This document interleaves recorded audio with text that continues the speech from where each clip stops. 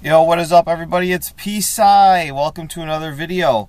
I'm going to do a review of the ban list. Basically, a reaction is what you guys asked for. But I've already seen it since the other day, so let's just go over it. Summon Sorceress is the first ban.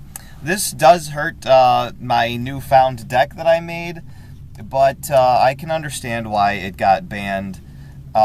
Some people are saying that this might mean that Needle Fiber is coming out soon, and Summon Sorceress and Needle Fiber cannot exist in the same format, but I don't agree with that. There are combos. I mean, just look at Danger Thunder. It's ridiculous in what it can do on its first turn.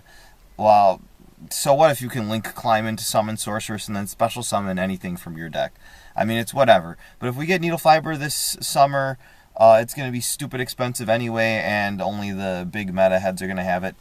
I think that it was a little too early for Summon Sorceress, but as other people have been saying, it was eventually going to get banned because of how powerful it was. And in the beginning, when we were introducing links to the game, Money wanted us to have something that could help the lower tier decks to tutor out things from their deck. So I guess it served its purpose. Next up, the other ban, number 95, Galaxy Eyes Dark Matter Dragon. That card was ridiculous. And I feel like this ban is primarily for the FTK. We just don't have to deal with those problems anymore. Dumping 3 dragons for cost from your deck with different names, it just won't be part of the game anymore. And then finally, the Phantom Knights rank up magic launch. Looks like we don't get to use Dingirsu to rank up into calamities. I was looking forward to that a lot, but we're going to have to go about things in a different way. That Summon Sorceress, that reminds me, that Summon Sorceress hit really affects the way that you Boral Sword people. The combo where you go into Galatea and you special summon the with Mermaid and whatnot, and you special summon the Symbol Skeleton from your deck with Harp Horror. You link those two into Summon Sorceress, and then you use the Symbol Skeleton to bring back your Galatea. Then you use that to special summon your World Wand from your deck. Then you can use those 3 monsters to go into your Boral Sword, and then banish the wand in order to get back your Harp Horror, which has 1700 attack, and it's a level 4.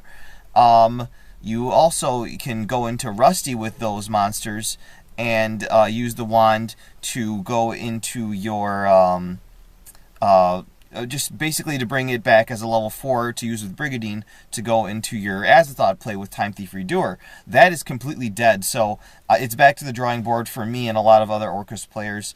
I believe Komani is trying to, well, with any ban list like this, they're either trying to fix the game, which I don't really think that they were trying to do. I think they were trying to push new product with this one. They want us to play Dingirsu and buy it, and they want us to play the new counter trap for Orcust. And they don't want us to abuse the rank up spell card with Dingirsu and whatnot. Okay, so for the new limits, Lady Debug, that's cute. That did decrease the consistency a little bit, but with the new set we are getting Signet Mining or something like that. It's basically a discard 1, search any level 4 lower Cyberse monster. And it's in the new set, and it's a secret. So, I don't care what people say. This was, of course it was a slap on the wrist for Salamangreat, but it was a push for Signet Mining, or whatever it's called. Because people were going to play it anyway, but now I feel like, and Money probably feels like they'll be more inclined to play it and purchase it. Next is Phantom Sky Blaster. There's just been hitting token cards. I mean, it's really good and whatnot. If you can get like a Danger on board or something like that, normal summon it and special summon 2 tokens. So that's 4 monsters right there with a Link Karibo or a Link Spider. That's a Saryuja for you people that play Danger Thunder. So it's cute that it got hit. Saryuja's still at 3 though, and you still have Neospace Connector as your normal summon, Battery Man Solar as your normal summon. You still have your one Phantom Sky Blaster. Danger Thunder is so untouched on this list, it's ridiculous.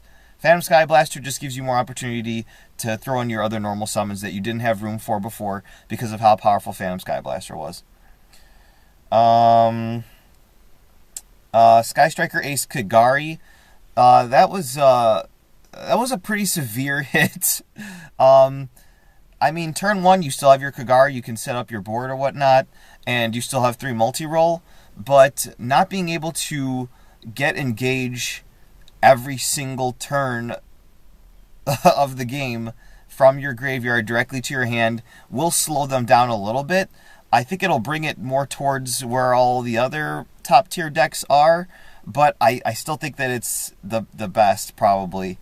Oh, God. And it's causing a bunch of crazy buyouts for cards that can special summon machine or rock monsters from your grave or banish zone. So that's really cute. And then finally, or no, two other ones.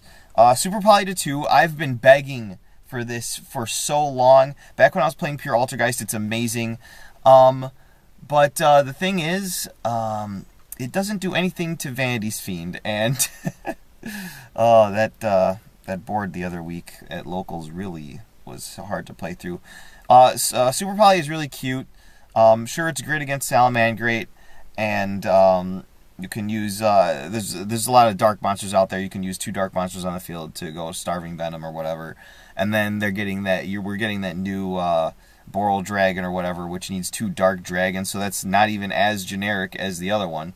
But now that we have the Endymion structure deck and the I forgot what it's called, Quintet Magician, I believe, that needs 5 spellcaster monsters. I'd hate to be an Endymion player to have my 2 Jackal Kings and 3 Endymions for my 5+ negates or whatever, and then just to get my board super polyed away.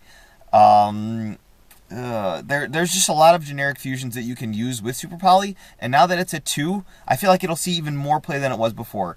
Ever since Super Poly came back, I've been using it in almost every single deck that I run because it just eats boards. I feel like it's even better than Raw Sphere mode because most decks I play have graveyard utility, much like anything in the game. So you're discarding a card for cost and then potentially eating up your opponent's board. You still get to keep your normal summon, and you get board presence with whatever extra deck monster you summon off of it. So it's insane. I love that card. It's amazing. I don't like when it's used on me, but fortunately that hasn't really happened. But I'm pretty sure you need to keep a lookout for that card being used in a lot more decks out there. And then finally, Miscellaneousaurus to 3. I didn't even start playing Dinos until Miscellaneousaurus got hit. On the list that Dinglong and all of them got hit. Miscellaneousaurus to 3 is cute. I mean, it'll let dinos go into the new Menko card or whatever, the new Dinglong. So again, they're trying to push that product. Now you can use your dinosaurs to kind of reminisce about Dinglong and use the new Dinglong. And go buy it so that you can use it in the new deck. So basically, this was a bunch of small taps to some of the higher tier decks, but I feel like it was mainly to push new product out of Dane, the new set that's coming out in a week. Or no, this weekend. Holy cow. Sneak peek is this weekend. So yeah, that's my ban list reaction or discussion or analysis or whatever. So I hope you're happy. I'm just like everybody else now. I will see you guys in the next one. See ya.